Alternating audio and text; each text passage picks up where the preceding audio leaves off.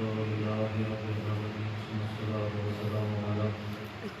سيد الأنبياء والمرسلين حبيب إله العالمين أبي القاسم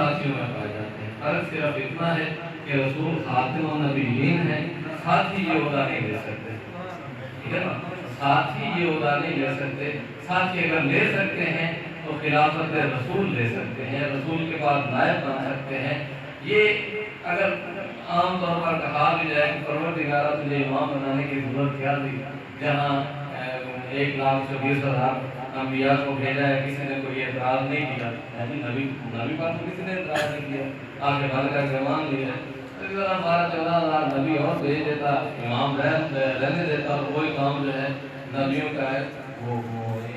یہ کر لیتے، ضرورت کیا تھی؟ تو پھر بھی آواز تو بتائے گی کہ نہیں، امام کا کام اور ہے، نبی کا کام اور ہے۔ دین بنانا اللہ کا کام ہے، پہنچانا دین نبی کا کام ہے، اور دین کی حفاظت کرنا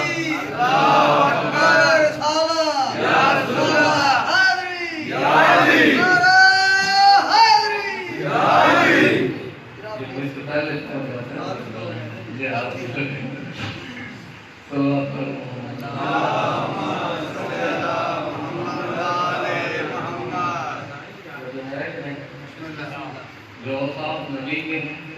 وہی والذین معہ کے ہیں، وہ کام لے لیتا اللہ انبیاء سے، لیکن نہیں، انبیاء کا کام ہے دین کو بچانا، امام کا کام ہے دین کو رائج کرنا، نافذ کرنا اور بچانا، ٹھیک ہے نا؟ یہ کس کا کام ہے؟ امام کا کام ہے، لہذا امام کی تو پھر بھی ضرورت رہتی، اس لیے ہمارے ان ممبروں سے جو مولا حسین بادشاہ کا ممبر ہے، ان سے زیادہ تر یہ حدیث جو ہے وہ پڑھی جاتی ہے، مماتم الانبیاء امام زمانے کہ تم اپنے وقت کے امام کو پہچانو، اگر وقت کے امام کو پہچان لیا تو دین تم نے پہچان لیا، دین کی بات تم نے حاصل کر لی، اگر وقت کا امام ہی نہیں تم نے پہچانا تو پھر دین بھی تمہارے پاس نہیں ہے۔ اور پھر قرآن نے واضح طور پر کہہ دیا یوم ندعو کل اناس بامامہم فمن اوتی الکتاب بیمینہ، کہ دیکھو روز محشر اٹھایا جائے گا ہر ایک کو اس کے امام کے ساتھ، اس کے پیشوا کے ساتھ اٹھایا جائے گا۔ مولوی جہاں پر ترجمہ کچھ اور کرتا ہے وہ وہاں کا ترجمہ کرتا ہے، شاید مولوی کو یہ پتہ نہیں ہے کہ خدا کو مولوی جتنی بھی عربی نہیں آتی ہے جی کہ کم از کم وہ دیکھ لے کہ لفظ کون سا استعمال کر رہا ہے۔ بہرحال یہ مولوی صاحب کی اپنی ہٹ درمی ہے، وہ مانے نہ مانے، ماننے پہ آئے تو سفید کہاں کو بلیک کہاں کو سفید کہہ دیں، نہ ماننے پہ تو نہ ماننے پہ یہ ان کی اپنی مجلس اور پڑھ لو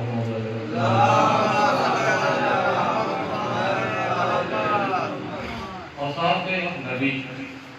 وہی والذین معہ کے اوصاف ہیں۔ نبی معصوم ہے، والذین معہ بھی معصوم ہیں، نبی بے عیب ہے، والذین معہ بھی بے عیب ہوگا، نبی شجاع ہے، والذین معہ بھی شجاع ہوگا۔ اب تاریخ میں دیکھنا یہ ہے کہ وہ معیت صادقین رکھنے والے، اور یہ بھی یاد رکھیے گا ایک صحبت مکانی ہوتی ہے، ایک صحبت رحمانی ہوتی ہے، روحانی ہوتی ہے، ٹھیک ہے؟ صحبت روحانی جو ہوتی ہے اس کا تعلق کچھ اور ہوتا ہے، صحبت مکانی جو ہوتی ہے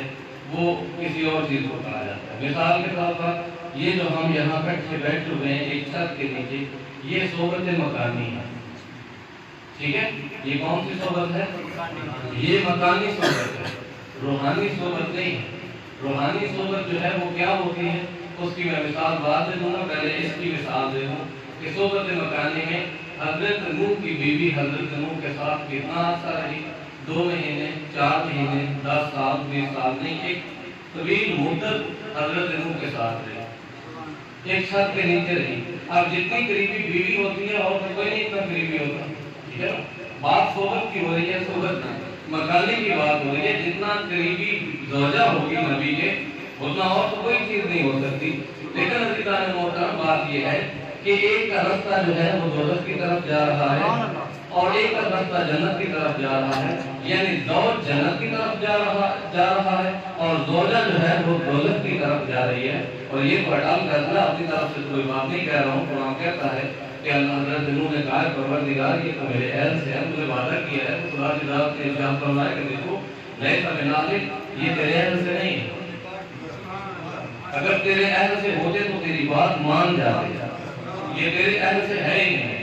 ٹھیک ہے نا؟ اس بات سے یہ صحبت مکانی ہے۔ لیکن صحبت مکانی اب عزیزان محترم زوج جنت کی طرف، زوجہ دوزخ کی طرف، اب زوج کے ساتھ زوجہ کی کمر بنا دی جائے، اسے کہتے ہیں اتصال، ملا دینا، زوج کے ساتھ زوجہ ملا دی جائے، اسے کیا کہیں گے؟ جی زوج مرد کو کہتے ہیں، زوجہ عورت کو کہتے ہیں، کیا سمجھ آ گئی؟ اب میں کہہ رہا ہوں کہ حضرت، اچھا چلو نام لے لیتے ہیں، حضرت نوح کے قبر کے ساتھ حضرت نوح کی بیوی کی قبر ملا دی جائے، ٹھیک ہے، تو اب یہ ہوگا اتصال، ٹھیک ہے، یہ بے شک اتصال ہے، قبریں بے شک مل رہی ہیں لیکن رستے جدا جدا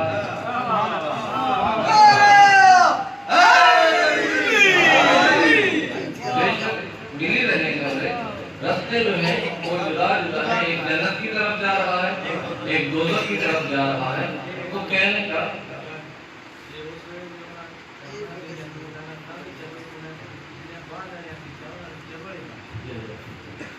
بارہ یہ تو اب ہوتے ہی جائے گا فیصلہ، آپ یہ نہ کہیں کہ یہاں پہ رک گیا، یزید اتنا یزید آتے رہے، ٹھیک ہے، اور آج کے دور میں بھی اگر یزید کو پہچاننا ہے، آج کے دور میں بھی اگر یزید کو پہچاننا ہے تو بڑا آسان سا ستھرا سا حال ہے، بڑا پیارا سا حال ہے۔ آپ دیکھیں کہ جو یزید کا پیروکار ہوگا وہ یزیدی عمل کرے گا، جو بھی عزائر حسین کے مقابلے میں آئے گا، جو بھی یہ دیگر کو روکنے کی کوشش کرے گا، جس کو بھی یزید کا اچھا نہیں لگے گا وہ یزیدی ہے، آج کے دور میں وہ یزیدی ہے، وہ یزید کا بیٹا ہے، اس پر لعنت ہے، یہ اتصال ہے، یہ قبریں ملی نہیں ہیں، یہ اتصال ہے، اور یہ ماہیت ہے صحبت مکانی، صحبت مکانی، ایک کا نظریہ اس طرف ہے، دوسرے کا نظریہ اس طرف ہے ایک سر کے نیچے، بالکل ایسے جس طرح حضرت یعقوب کے 11 بیٹے تھے، ان کا نظریہ ایک تھا، حضرت یعقوب کا نظریہ ایک تھا، ٹھیک ہے نا، اور یاد رکھیے گا کہ جب ہم حدیث کے ساتھ پڑھتے ہیں نا تو ایک ایک ہستی آتی ہے تو وہ ارشاد فرماتے ہیں کہ ہم نے خوشبو محسوس کی، کہتے ہیں یا نہیں کہتے ہیں کہ پہلے ہمیں اشم و ایسا کہ رائحۃ طیبہ، ہم نے پاکیزہ خوشبو محسوس کی ہے، تو عزیزان محترم اللہ کے رسول نے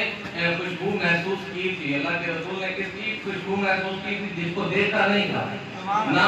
مائیت روحانی رکھنے والے نے دیکھا تھا، صحبت روحانی رکھنے والے نے اللہ کے رسول کو نہیں دیکھا، جناب اویس کرنی نے اللہ کے رسول کو نہیں دیکھا، رسول نے اویس کرنی کو نہیں دیکھا، لیکن عزیزان محترم اللہ کے رسول جانتے ہوئے خبر دے کے گئے ہیں کہ آج میرا کوئی صحابی آئے گا، آج تو میرا چاہنے والا آئے گا اور میری اس سے ملاقات نہیں ہوگی، اور وہ اپنے معین مدت میں پھر واپس پلٹ جاتے ہیں کیونکہ وہاں کی نصیحت تھی، اور اللہ کے رسول پلٹ کر آگے کہتے ہیں کہ میرا اویس آیا تھا، مجھے اس کی خوشبو آ رہی یہ خوشبو ہے نا، اس لیے ہم حدیث کتاب بھی پڑھتے ہیں تو وہاں پر بھی آپ دیکھیں نا کسی دادے کو اپنے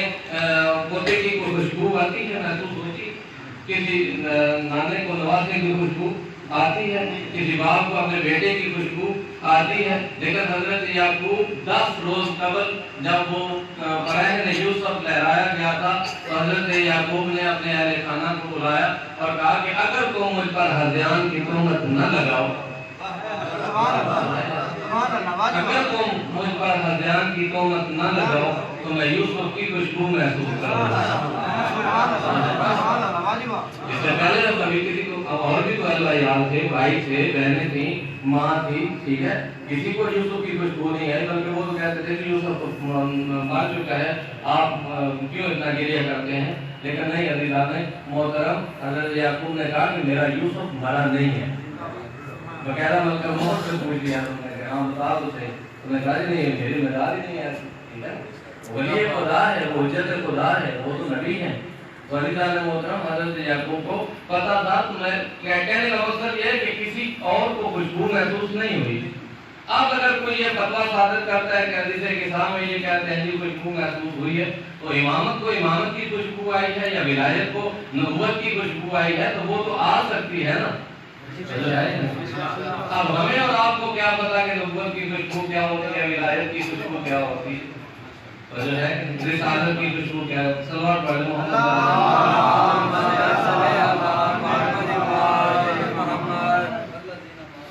ساتھی، اللہ کے رسول کے ساتھی، وہ ساتھی کہ جن کا کردار رسول کا کردار ہے، ٹھیک ہے جی، وہ جو شرطیں ہیں نا، جو شرطیں آپ ان کو ایک طرف رکھیں، ٹھیک ہے، آپ یہ دیکھیں کہ قرآن کو ایک ذہن میں رکھیے گا، قرآن کو تاریخ کی نگاہ میں دیکھیں گے، ٹھیک ہے، قرآن کو تاریخ کے آئینے میں مت دیکھیں، تاریخ کو قرآن کے آئینے میں دیکھیں۔ تو جو ہے یعنی آپ کو سب کچھ مل جائے گا، آپ سیرت علی کو دیکھیں، آپ سیرت رسول کو دیکھیں، پھر قرآن کو کھول لیں، آپ کو شرائط بھی مل جائے گی، آپ کو وضاحت بھی مل جائے گی، آپ کو دین بھی مل جائے گا، سب کچھ آپ کو مل جائے گا۔ شرط صرف یہ ہے کہ کردار اہل بیت کو بھی دیکھیں اور فرمان قرآن کو بھی دیکھیں، پھر اس کو آپس میں منطبق کر لیں، آپ کو حق کا اور باطل کا پتہ چل جائے گا کہ حق کیا ہے، باطل کیا ہے۔ اس لیے میں کہتا ہوں کہ نہ توحید کو تاریخ سے لیں، نہ رسالت کو تاریخ سے لیں، نہ امامت کو تاریخ سے لیں، تاریخ سے کسی چیز کو لیں ہی نہیں، ٹھیک ہے نا؟ تاریخ کو ہر موڑ پہ بدل دیا ہے، آئی ہے نہیں ہے، تاریخ بدل دیا ہے، لیکن قرآن اگر آپ تاریخ قرآن سے لیں گے تو تاریخ کا نظارہ ہو جائے گا کہ کیا کچھ ہوا ہے۔ تو جو ہے اس واسطے میرے والد علیہ السلام بزرگان ملت کہ وہ مائیت صادقین وہ سچے ہیں، ان کا کردار ایک ہے، ان کی گفتار ایک ہے، ان کا علم ایک ہے، ان کا حلم ایک ہے، ان کا صبر ایک ہے، اور وہ ایسی ہستیاں ہیں کہ کریم اللہ نے ان کو پاکیزہ خلق فرمایا ہے، رجس ان کے نزدیک گیا نہیں، کیونکہ رسول کے نزدیک جو نہیں گیا۔ جو چادر تطہیر کے نیچے ہیں، جو چادر تطہیر کے نیچے ہیں وہی والذین معہ ہیں۔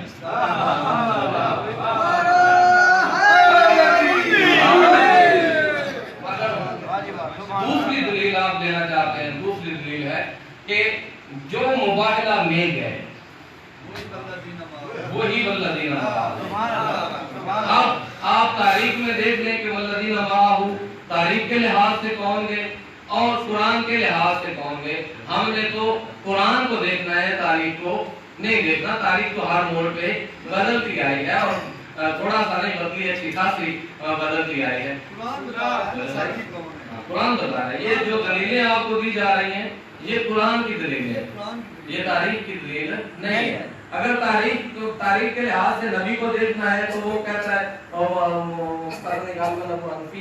وہ کہتا ہے کہ میں نے اللہ کو 100 مرتبہ دیکھ کر کہا۔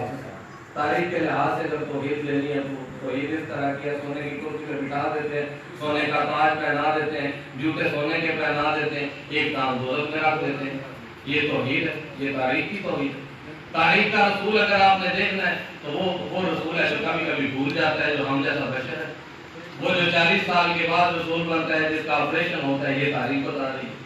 قرآن کیا کہتا ہے، تاریخ کیا کہتی ہے، یہ تو واضح چیزیں ہیں نا عزیزان محترم۔ بات یہ ہے کہ لوگوں نے قرآن ان سے لیا جن کو خود قرآن آتا نہیں، لوگوں نے قرآن ان سے لیا جن کو خود سورہ بقرہ 12 سال میں بھی یاد نہ کر سکے۔ اب جن کو خود سورہ بقرہ 12 سال میں یاد نہیں ہوگی، ان سے اگر آپ پوچھیں گے کہ قرآن کیا کہہ رہا ہے، ان کو خاص پتہ ہے کہ قرآن کیا کہہ رہا ہے، ان کو کیا پتا توحید کیا، ان کو کیا پتا رسالت کیا، ان کو کیا پتا امامت کیا، ان کو کیا پتا ولایت کیا ہے۔ جو دنیا کے غلام ہیں،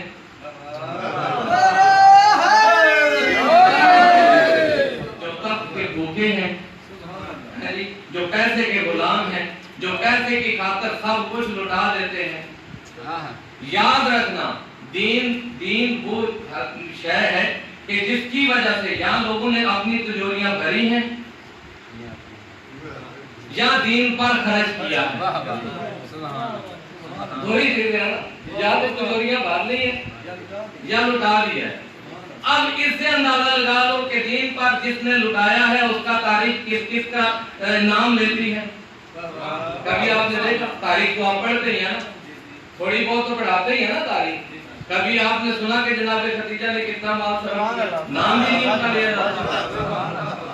تاریخ کہتی ہے کہ فلاں بندے نے ایک سوئی بھی گھر میں نہیں رکھی۔ میں کہتا ہوں وہ بندہ ہم جیسے کروڑوں خرچ کر دے، وہ پیچھے مڑ کے دیکھتا نہیں۔ اہل بیت کے گھرانے سے جو کہ 5 روٹیاں نکل جائے تو 30 آیتیں نازل ہو جاتی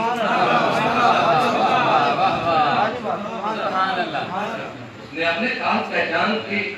لیے اپنے ہستیوں کو خلق کیا ہے، ٹھیک ہے نا، وہ کوئی عمل کرے۔ اب ہم آپ سو جائیں تو پتہ نہیں کیا کیا کرتے رہیں،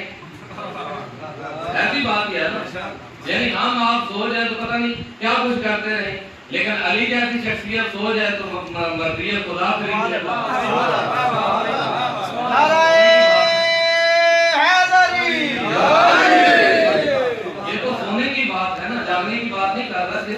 کہ مرضی خدا خرید لی ہو، اور سونا بھی ایسے بستر پر جو موت کا بستر ہے، موت کے بستر پر کے سوئی جاتے ہیں۔ رسول کے پاس تو کوئی دیدار تھا نا، کوئی لے تو نہیں تنہا تھا، رسول کے پاس دیدار تھا، چیخے مار رہا تھا، لا تعالیٰ کی پھٹکار آ گئی، آئی کہ نہیں آئی؟ بھائی کیوں آئی لا تعالیٰ کی پھٹکار؟ لا تعالیٰ کا معنی اور ہے، لا تعالیٰ کا معنی اور ہے، لا تخف کا معنی اور ہے۔ اگر خوف بھی کر لیتا تو کوئی بات نہیں تھی، اگر خوف بھی کرتا رہتا کوئی بات نہیں تھی۔ معاملہ یہ تھا کہ چلا کے جو معاملات اللہ کے اور علی کے درمیان ہو رہے تھے ان میں یہ رکاوٹ بنا ہوا تھا، یہ سمجھ نہیں آنے دے رہا تھا۔ اللہ کے رسول کہہ رہے تھے کہ دیکھ صبر کر، خاموش ہو جا، کچھ معاملات ہو رہے ہیں، لیکن وہ بندہ جو ہے مسلسل چیخ و پکار کیے جا رہا تھا۔ عزیزان محترم، بات اطمینان کی ہے، بس بستر موت پر سو جانا یہ اپنے کنٹرول میں نہیں ہے۔ نفس مطمئن ہو تو نہیں لاتی، نفس مطمئن نہ ہو تو خدا کی قسم نہیں آتی۔ مجھے کہا جائے کہ یار یہ بستر موت ہے، ابھی یہاں سے آ جانے، کوئی نیزے لے کے، کوئی تلواریں لے کے، کوئی بندوقیں لے کے اڑا کے رکھ دینی ہے، اس میں ہر چیز ہے جی، تو مجھے نیند آئے گی؟ ہم نہیں آئے گی بھائی، چکر ہی لگتے رہیں گے۔ نعرہ تکبیر، اللہ اکبر، نعرہ رسالت، یا رسول اللہ، نعرہ حیدری۔ تو جو ہے میرے بھائیوں، یہ نیند سے بیدار ہونا، شجاعت کہتے ہیں اسے۔ علی ایسے شجاعت ہیں کہ جن کو اپنی بیداری پر بھی کنٹرول ہے، جن کو اپنے سونے پر بھی کنٹرول ہے۔ جاگنے کے لیے ان کو صلاۃ و خیر من النوم کی ضرورت نہیں ہے، یہ ہم اور آپ جیسوں کو ضرورت ہوتی ہے الارم لگانے کی، ان کو الارم لگانے کی ضرورت نہیں ہے۔ اس بات سے میرے جی الارم جی الارم ہے، اس لیے تو کہہ رہا ہوں صلوات پڑھ لو محمد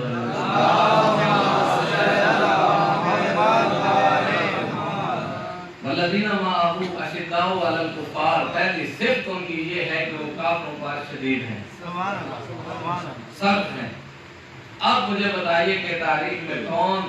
کافروں پر سخت تھا اور کون جو ہے وہ میدان سے بھاگ کے تیسرے دن مدینے جو ہے وہ پہنچا تھا، مدینے کو واپس آیا۔ اور تاریخ آپ تاریخ سے جا کے پوچھ لیں کہ تاریخ نے کیا کیا کارنامے دکھائے ہیں، اور پھر وہ جو شجاع تھا، جو بہادر تھا، جو اب ایک چیز تو ہے، کوئی ایک بات میں نے سچی لکھی ہے کہ 39 روز مسلمان جاتے رہے ہیں جی،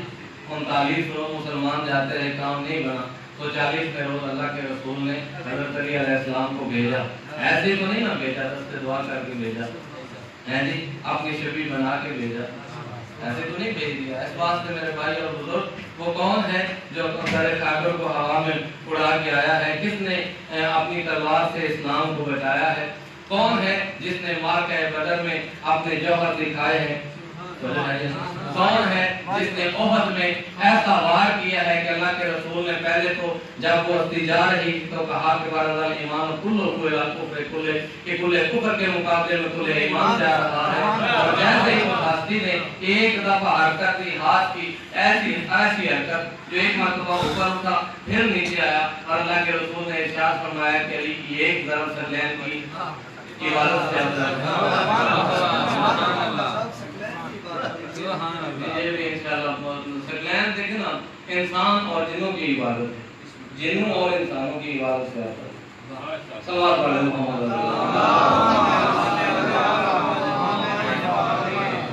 وما خلقت الجن والانس الا ليعبدون، جنوں اور انسانوں کو میں نے خلق نہیں کیا بس اپنی عبادت کے لیے، اور یہ تھوڑی بات نہیں ہے، تھوڑی بات نہیں ہے، اس میں حضرت نوح کی عبادت بھی آتی ہے، حضرت آدم کی عبادت بھی آتی ہے، حضرت ابراہیم کی عبادت آتی ہے۔ جتنی معرفت ہوگی اتنی بلند درجہ معرفت ہے، تمہاری عبادت کا بھی ہوگا نا، ٹھیک ہے۔ اب جس کے پاس صرف ایک خلافت ہے اور چند اسماء کا علم ہے، اس کی عبادت کا معیار اور ہوگا، جو ہے جس کے پاس صرف بنانے کا علم ہے اس کی عبادت کا معیار اور ہوگا، جس نے کائنات کو دیکھ کر اللہ کی مرضات کو حاصل کیا ہے اس کی عبادت کا معیار اور ہوگا، اور جس نے لذات ہی کہا ہے کہ دیکھو سارے کے سارے پردے میرے اور خدا کے درمیان سے ہٹا دیے جائیں تو علی کے یقین میں فرق نہیں آئے گا، اس کی عبادت کا معیار اور ہوگا۔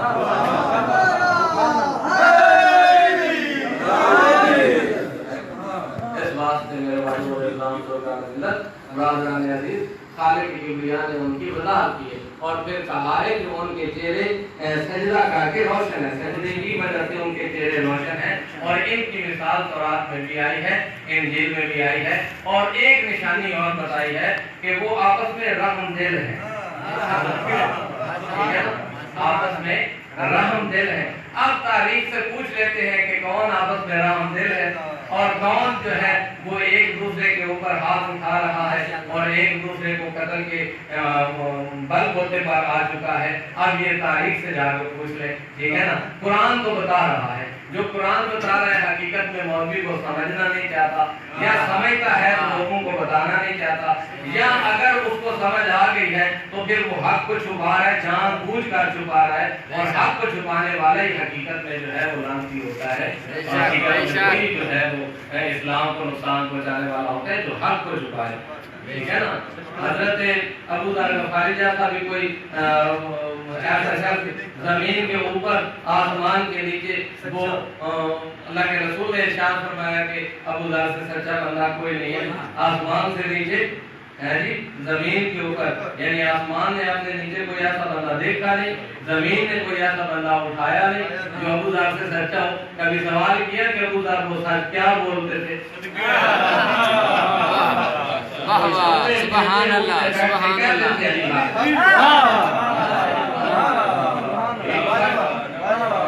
یہی تو سچ ہے۔ واہ واہ، سبحان اللہ۔ کی بات کر رہا ہوں کہ حضرت میر سمترمار جن کی کھجوریں بھی ایک بار تو مولا نے بیچی تھی، وجہ ہے کہ میر سمترمار سے بڑی محبت تھی مولا کی اور بڑے راز و نیاز تھے مولا کے۔ یاد رکھیے کہ مختلف اصحاب ہیں لیکن ان کے ایمان کے درجے بھی مختلف ہیں۔ مقام شرف پہ ہر کسی کے لیے نہیں کہا سلیمان منا اہل البیت، صرف سلیمان کے لیے کہا ہے کہ سلیمان منا اہل البیت، اور کسی کو نہیں کہا مقام شرف پہ۔ اس بات سے میرے بھائی اور بزرگ حقیقت بات یہ ہے کہ میرسم جو اصحاب مولا کائنات ہیں، روحانی طور پر ان کی صحبت کتنی ہے، اور مکانی طور پر یہ ہے کہ مولا نے آزاد کر دی ہے، آپ غلام ہیں جائیں، میں نے آپ کو آزاد کر دیا، لیکن وہ کہتے ہیں کہ ہم یہ آزادی قبول نہیں کرتے، آپ کی غلامی سے آزاد ہو کے ہم کس کے غلام بنے؟ کوئی ایسی شخصیت دکھائیں کہ آپ کی غلامی سے آزاد ہو کے ہم اس کے غلام بن جائیں۔ اگر ایسی نہیں ہے کائنات میں تو پھر ہم کیوں آپ کی غلامی کو چھوڑیں؟ اللہ آپ کی غلامی کو بھی کوئی چھوڑتا ہے؟ صلوات پڑھ لیں محمد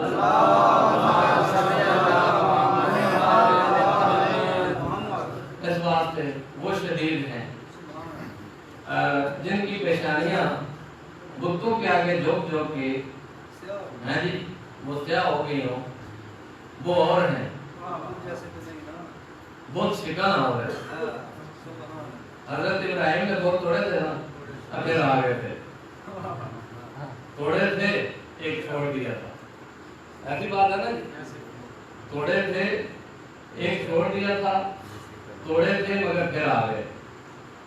حضرت علی نے ایسے توڑے کہ اب تک تا قیامت کبھی واپس نہیں آئے۔ سبحان اللہ، سبحان اللہ۔ یہی ہے، لوگ کہتے ہیں کہ نبی علیہ السلام ہم جیسے، نبی ہم جیسے نہیں، میرے بھائی تمہارے نبی کا آپریشن ہوتا ہے، MBBS ڈاکٹر کرتے ہیں، ہمارے نبی کا آپریشن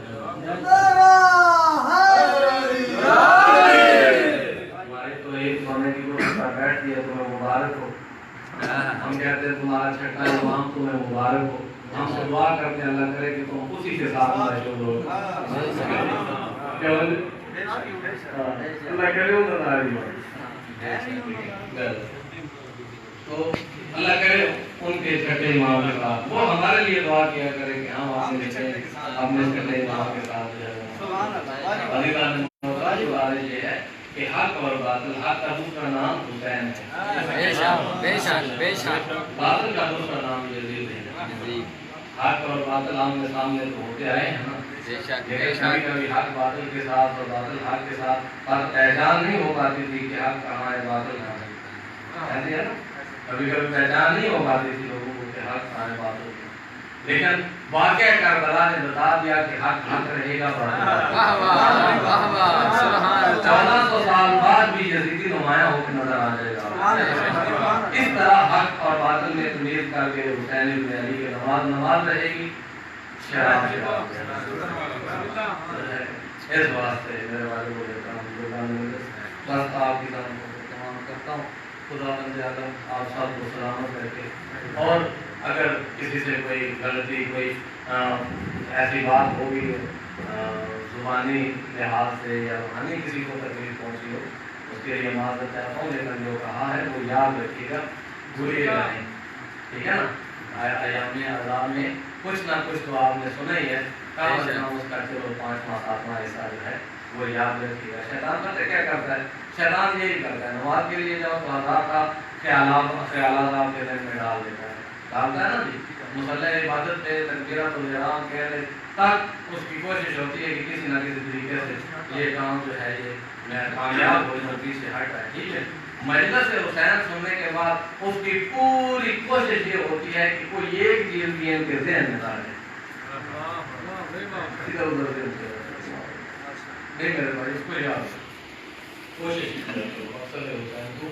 یاد کرو، مقصد حسین کو پورا کرنے کی کوشش کرو۔ مجلس کو کیا ایک جملہ انسان کی زندگی تبدیل کر دیتے ہیں۔ اگر انسان معرفت کے ساتھ منصف مزاج ہو کر، آج کتنی مجالس ہو رہی ہیں، کونے کونے پہ مجلس ہو رہی ہے، ذکر حسین ہو رہا ہے، یہ تو کام نہیں ہوگا، لیکن بات یہ ہے کہ ہم اس سے وہ استفادہ حاصل نہیں کر رہے جو ہمیں کرنا چاہیے۔ اگر ہمارے کردار میں کوئی فرق نہیں آئے گا، اگر ہمارے گفتار میں کوئی فرق نہیں آئے گا، اگر ہمارے چال چلن میں کوئی فرق نہیں آئے گا، اگر ہمارے عمل میں کوئی فرق نہیں آئے گا، اگر ہم وہی کے وہی رہیں گے تو پھر مجلس سننے کا فائدہ نہیں۔ اپنے آپ کو تبدیل کرنے کی کوشش کرو، صحیح معنوں میں حسینی بننے کی کوشش کرو، صحیح معنوں میں علی والا بننے کی کوشش کرو۔ بے شک نماز اور حسین کوئی دو نہیں ہے، نماز اور علی کوئی دو نہیں ہے،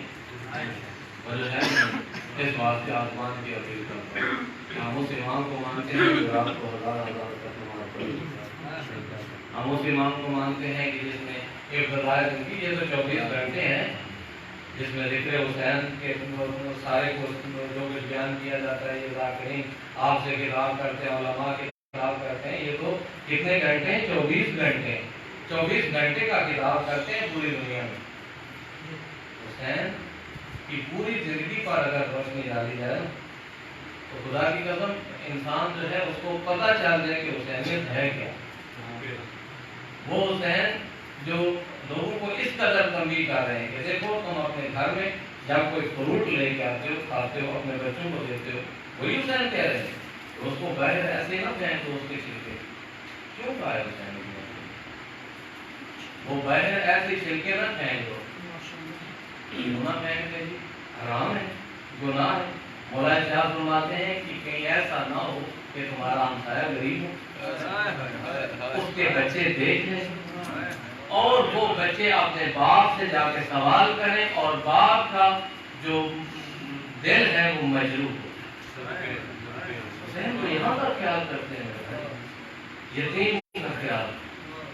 بیواؤں کا خیال، لاوارثوں کا، بے وارثوں کا خیال۔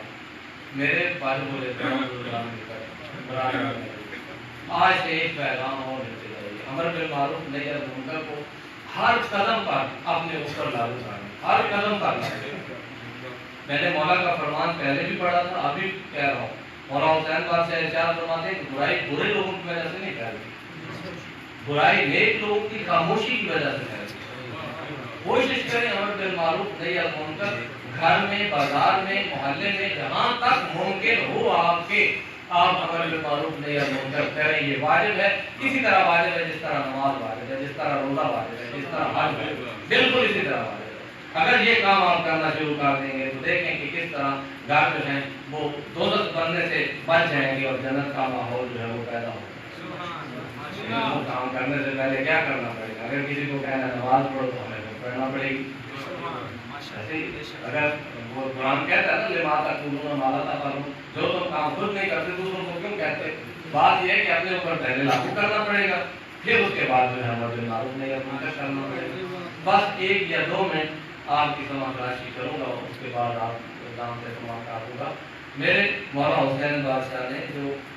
کاوش کی ہے، یہ جو مارکہ کربلا ہوا ہے، اس میں حسین ابن علی ایک دن میں جو 71 لاشیں لے کے آئے ہیں، یہ کوئی آسان سی بات نہیں ہے، نہ کوئی پہیلی ہے نہ کوئی کہانی ہے۔ یہ آپ صرف تصور کریں نا کہ 71 لاشیں حسین ابن علی لے کے آئے، اور غربت کا انداز یہ ہے، غربت کا عالم یہ ہے کہ خدا کی قسم ابھی یہاں سے کوئی بچہ چیخ مارے، مجمع سے 2-4 افراد نکل جائیں گے، محنت کے دوران وہ کہیں گے کہ کیا ہوا، وہ اتنا کہیں گے، جا کے پوچھیں گے بھائی کیا ہوا، ٹھیک بچے نے ماری ہے کیا ہوا؟ حسین ابن علی 71 لاشیں لے آیا۔ غربت کا عالم یہ ہے کہ کسی ایک نے نہ کہا کہ کیا ہوا، یہ غربت کا عالم ہے۔ کسی ایک نے ہی کہہ دیا ہوتا کہ تیرے اکبر کا بڑا ارمان ہے، تیرے محمد کا بڑا ارمان ہے، تیرے اصغر کا بڑا ارمان ہے، خدا کی قسم کسی ایک نے بھی نہ کہا۔ عزادارو، جس گھر میں جنازہ ہو اس گھر کو جلایا نہیں جاتا، آج بھی ہے یہ روٹین، جب کبھی کسی کے جنازہ ہو تو وہاں اس گھر کو جلایا نہیں جاتا، جس گھر میں جنازہ ہو اس گھر کو لوٹا نہیں جاتا۔ کربلا میں یہ سارے کے سارے رسم اور رواج جو ہے وہ زمانہ وہ الٹ ہو گئے ہیں۔ کربلا میں 72 لاشیں سجاد کے گھر میں پڑا ہوا ہے اور خیموں کو جلایا جا رہا ہے۔ کوئی اتنی بیچارگی بھی ہے عزیزان کہ جن کے بچے، شوہر، وارث سامنے قتل ہوئے پڑے ہوں، اور پھر اس کے بعد فوراً یہ اعلان ہو کہ لوٹو تبرکات علی و بدور کو قیدی بنا کے لے چلو آل رسول کو، اور خیموں کو آگ لگ جائے، اور زیر آسمان سے ازادیوں کو کھڑا کر دیا جائے، ان کے بچوں کو کھڑا کر دیا جائے۔ وہ بچے جو 3 روز کے بھوکے بھی ہیں، پیاسے بھی ہیں، بھوک کی شدت کی وجہ سے ان کے چہرے مرجھائے ہوئے ہیں، وہ بچے کس طرح رہے ہوں گے عزادارو؟ مجھے انصاف سے بتاؤ کہ امام سجاد کے پاس اب اس قافلے کی مہار ہے کہ جو چند بیویوں پر منحصر ہے، صرف چند بیویاں، خود معصوم امام سجاد جو ہیں وہ علیل ہیں، وہ بیمار ہیں، اور پھر ایسا بیٹا جو جوان بیٹا ہے، ینگ بیٹا ہے، جوان ہے، 18 سال کی ایج ہے، لیکن اس بیٹے کو اجازت نہیں ہے کہ وہ اپنے باپ کے لاشے کو دفنا کے جائے۔ اس سے بڑی غربت کیا ہو سکتی ہے عزادارو؟ وہ حسین ابن علی، بی بی کے اوپر ایسا وقت بھی آیا ہے، بی بی نے دیکھا ہے اپنے بھیا کے لاشا کو لوٹتے ہوئے۔ کوئی بہن خدا کرے اس طرح نہ دیکھے کہ 70 قدموں پر پہلے تو ذبح ہوتا ہوا دیکھا، گلا کٹتے ہوئے دیکھا، اور جیسے ہی خنجر چلتا تھا، وہ لین مارتا تھا تو بی بی کہتی تھی کہ میرا بھیا حسین پیاسا ہے، نہ مار، میرا بھیا حسین پیاسا ہے۔ عزادارو، یہ بی بی منظر اپنی آنکھوں سے دیکھ رہی ہے، اور پھر اس کے بعد کیا منظر دیکھتی ہیں کہ وہی بہن جو ابتدا میں حسین ابن علی کہہ رہے ہیں کہ اے زینب مجھے پھٹا پرانا لباس دے دو۔ مولا نے پیغام تو سنا دیا تھا، پھٹا پرانا لباس دے دو، میں قیمتی لباس کے نیچے اس کو پہنوں گا، یہ لوگ میرے لباس کو لوٹ لیں گے۔ عزادارو، صرف لباس لوٹتے، لیکن نہیں، میرے مولا کے ہاتھ میں انگوٹھی تھی، انگلی کاٹ کے گئی۔ عزادارو، کمر بند تھا، ہاتھ مضبوطی کے ساتھ اوپر تھے، رات کی تاریکی میں کوئی نہیں آیا، ایک ٹکڑا ٹوٹا ہوا تلوار کا وہ لے کے آیا۔ مولا عباس کے تو زندگی میں بازو قطع ہوئے تھے نا، حسین کی شہادت کے بعد دونوں ہاتھ قطع ہوئے، وہ غربت۔ اس کے بعد 2 ہی باپ بیٹا، ایک حسین ابن علی، ایک جناب علی اصغر، یہ 2 قریب ایسے ہیں کہ ان کی لاشیں پامال ہو گئے،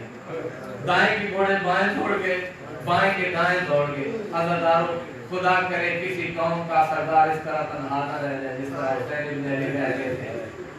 اللہ کرے ہماری یہ محافظیں، یہ مجالس اپنی بارگاہ میں قبول و منظور فرمائے، اور جتنے پڑھنے والے، سننے والے، اور جو بھی اس میں حصہ لے رہے ہیں، کریم والے سب کے رزق میں وسعت عطا فرمائے، اور خالق اکبر تمام مومنین کے گھروں میں، رضا صادقین کے گھروں میں برکت نازل فرمائے، اور خالق اکبر واسطہ محمد علیہ محمد جن حضرات نے میرے ذمہ دعائیں لگائی ان سب کی دعاؤں کو کریم مالک قبول فرمائے، اور مالک اعلیٰ پورے شیم کبھی کما کو ہمیں نمازی بنائے اور نماز پڑھنے کی توفیق عطا فرمائے، سوائے اپنے کسی کا محتاج نہ فرمائے۔ اور امام برحق امام